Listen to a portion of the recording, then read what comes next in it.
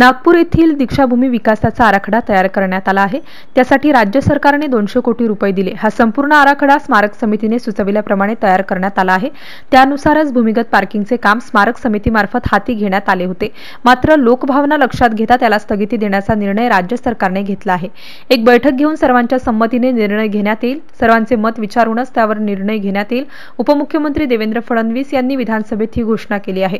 दीक्षाभूमी परिसरातील भूमिगत पार्किंगचा मुद्दा सध्या तापला असून या पार्किंगला काही संघटनांनी विरोध केला आहे।